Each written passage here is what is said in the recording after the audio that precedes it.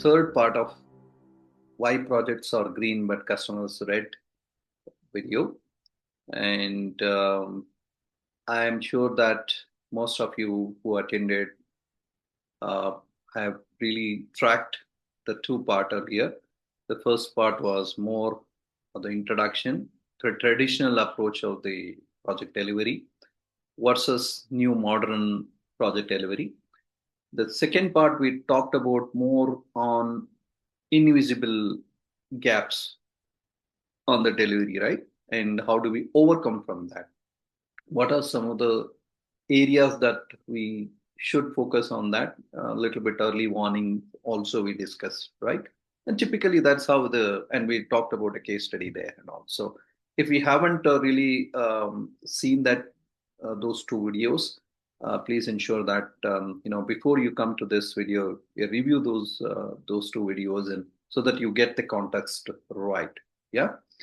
Welcome again for the third part of this, and it's very, very critical. And I'll give you a little more details about how do we really overcome this. Is a practical framework to overcome from the hidden challenges. So we learned about some of these challenges. We know everybody say. I mean, I'm sure that most of the other delivery people would say, "Yeah, I know that.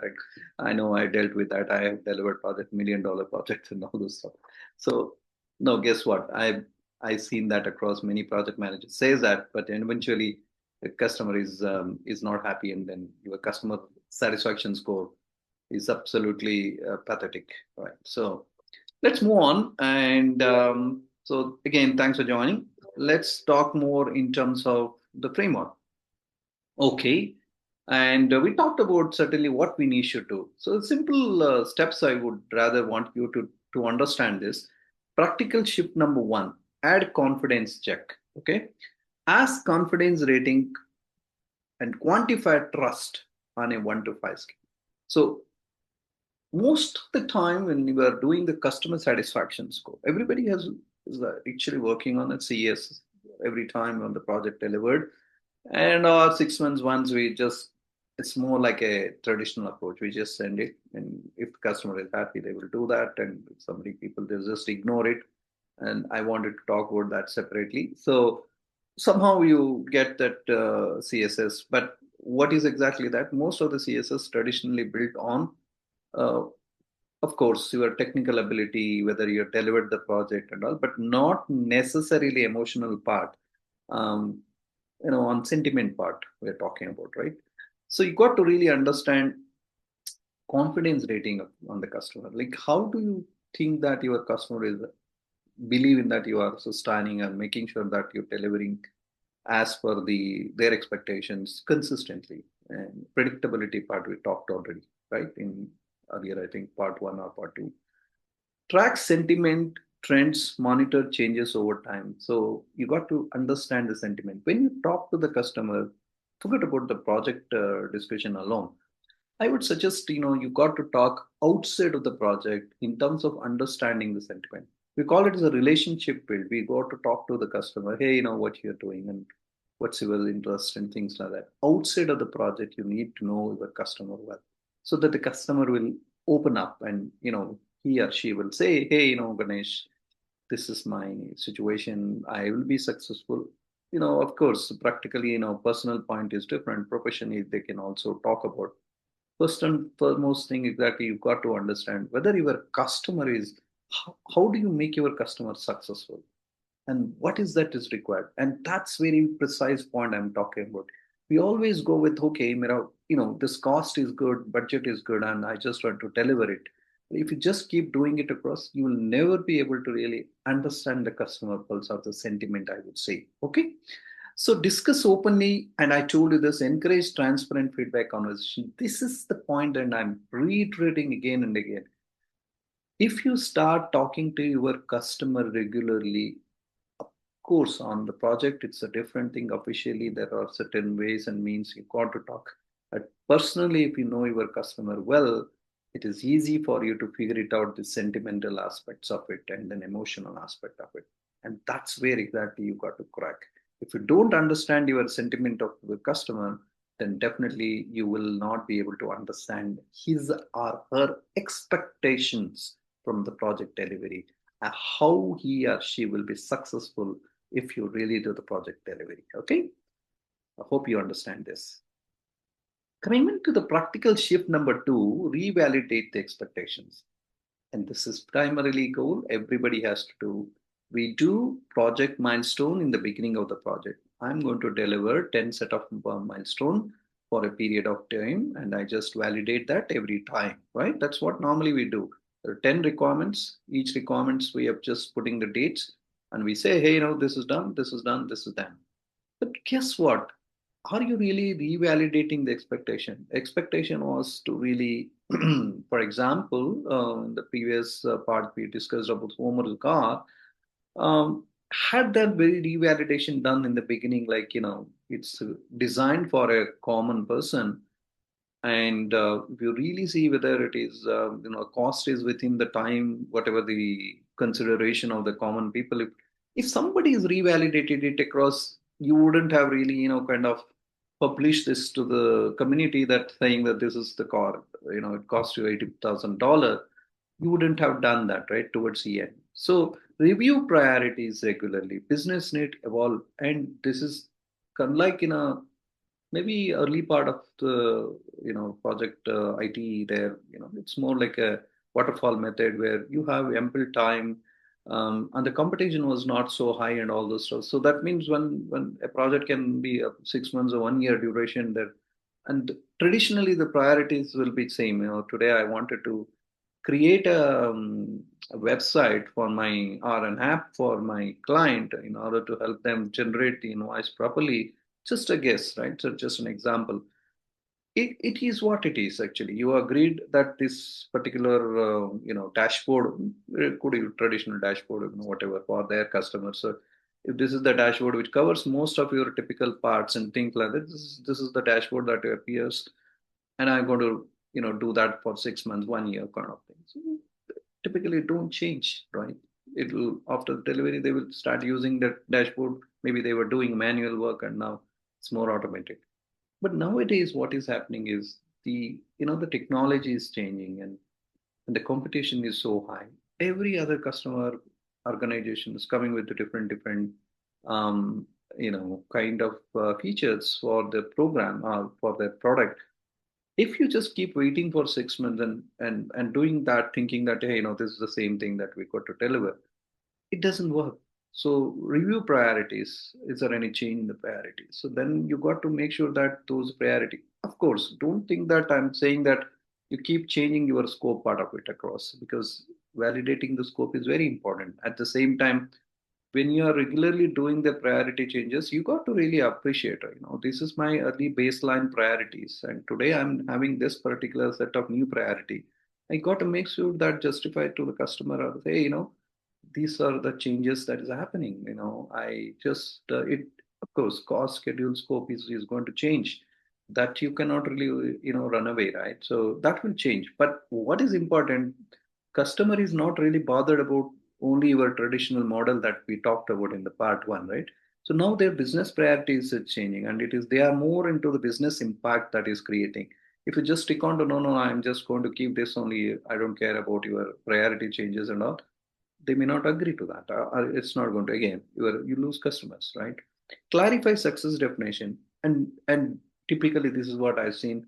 Most of the typical projects we don't have that success, successful what do you call it, typical customer success criteria. We don't have that.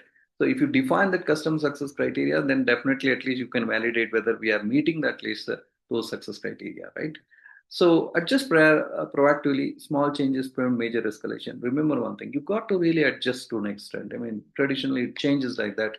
Understand the sentiment of the customer and see what you can do within the perspective. If it is not really within the kind of traditional budget scope and all, you got to really articulate it well and make sure that you impact to the customer. Hey, this is changing. We got to really. That's a different change management point that we talk about, right? So, and report impact, not activity. You got to really do that. I already spoke about this in part two, right? You got to really, when you have the dashboard, right, and those dashboard should have a dependency, and that dependency should really highlight the business impact. It's just now, okay, there is a dependency, that's it. It's not. Translate milestone to outcomes, connect work, measurable value, highlight business benefit, focus on operation and financial gain. That's very, very important. Of course, most of the time that is in line with, it is more with the customers than us actually, but the delivery team. But you got to highlight that. Confirm alignment, validate that impact meets expectation. So that's anyway we discussed about other 2 points also. So, if you really typically here, you see, most of the time you got to revalidate your priority, revalidate the expectations, understand the sentiment, make sure that customer is aligned with your priority changes or whatever the outcome that you are delivering through business impact or financial gains or whatever, right? So just a typical example. I just wanted to ask you a question here. Which metric best predicts renewal risk here? Schedule variance, budget trends, adherence, stakeholder engagement, consistency, defect density. Which one is actually a metric best predicts renewal risk? What's your answer? Type in your answer right away. Or guess your answer rather. Okay. Okay, all of you probably think that it is A or B or C, all three or something or D. And of course, whoever put in C, it's the right answer. Okay. So why? Because escalation is a late stage symptom. And remember this, just underline this point. Escalation is a late stage symptom. Silence and disengagement are early indicators of declining confidence. Okay. And there is a silence means there is a, something is coming, definitely some thunder will be starting soon. I'm not going detail about the delivery confidence index. As I said, this is typical multiple ways. We kind of talked about multiple things here: execution, sponsor engagement, and these are all multiple stages that how we can really predict your practical scenario. Delivery confidence index to understand executive sponsor engagement, business outcome alignment, expectation stability, stakeholder sentiment, escalation proximity, and implement all these things in your engagement. When you put the dashboard, just create one slide addressing these 4 points. I'm guarantee you guys, I'm guarantee you that because we have done that, I know exactly it will probably get you a little better, over. I mean, of course, you will become better and better if you really continuously start doing it across. So, more and more focus on the business outcome and the sentiment analysis or sentiment or priority alignment and making sure that your expectation is in line with more regularly and articulation. Definitely project will be better and customer will gain more confident about you. Okay, you are understanding their requirement well, and you are delivering something which is what they are expecting. Okay, I presume you got this. I'm hoping that this is a very valuable input for you, and we can go in detail in the mastery class. This is another important which we normally do, 30, 45-day expectation. Of course, you may not have that much time, but I would suggest rather you do every day, every week kind of thing. If you started today, would the roadmap remain the same? You got to really understand what would make this engagement valuable right now. What do you feel and kind of uncertainty in this project? What does success look like in next? Guess what, you are like a thinking like a customer, guys. You got to really be an extended customer for you customer, right? You are an extended team for your customer. So obviously you have to think all these things. So when you start thinking in this direction, you are like thinking like a customer. What is the predictability of this 60 days? Make it, what will happen, whether this is going to be in a right way or is it going to meet that right thing with the customer. Unless you understand the customer, you cannot really do that, understand the customer expectations, right? So conduct a separate 30-minute sponsor alignment discussion related to that. Where do you feel where things are going? Is it going to give the right project out there? So not only project delivery, if you start thinking in the direction, things will be different altogether. Okay. I like this part more.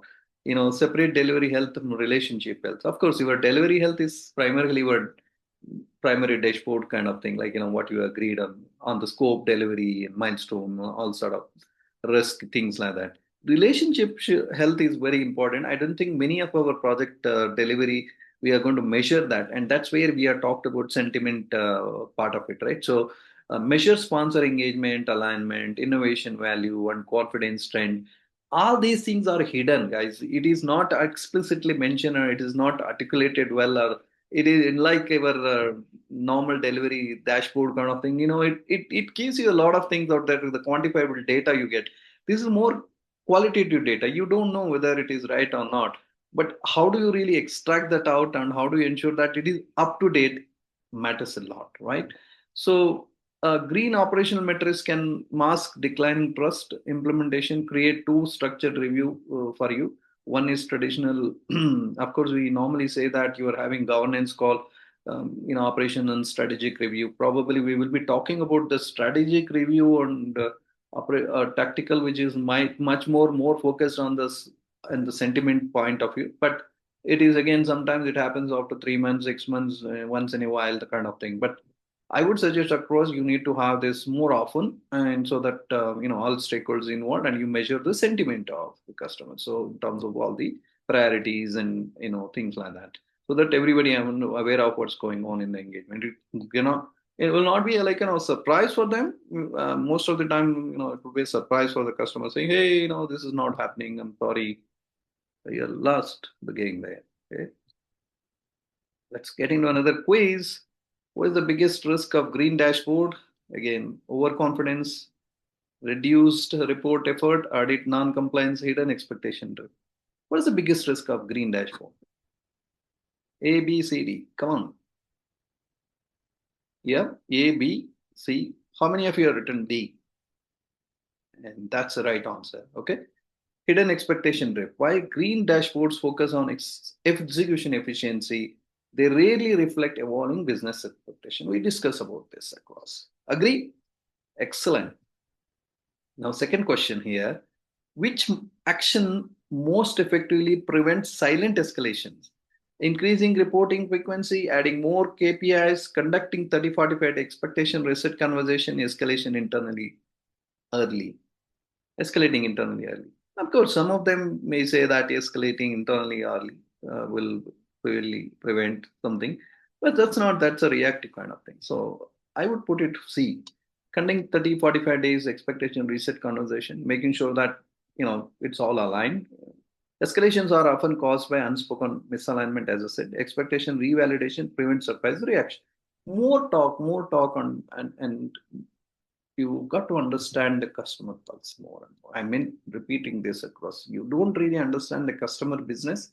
You don't understand why the customer and what is the way that to get the customer successful. You don't know how your engagement is going to really impact the customer business per se.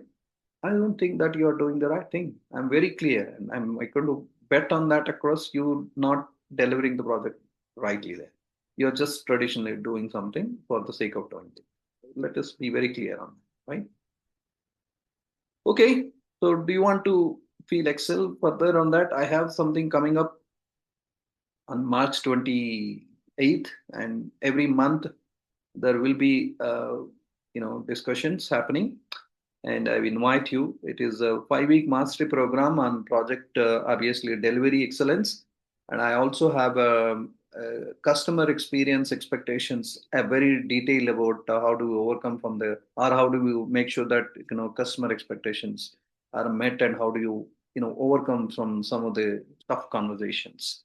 So every month we're going to start this, and I already have the two mastery class on the customer expectation. On the project delivery excellence, we're going to start one in March and one in June. Okay, so DM me and follow me for more such information about project delivery and customer management. Looking forward to all of us in the mastery class. And thanks for joining. Please share this video with your friends and network team, and somebody will get benefited out of this. Again, thank you so much for your participation and reading. DM me with the feedback if there is anything, so it will help me in the next video. I hope this video is very helpful for you to understand the traditional versus modern project delivery.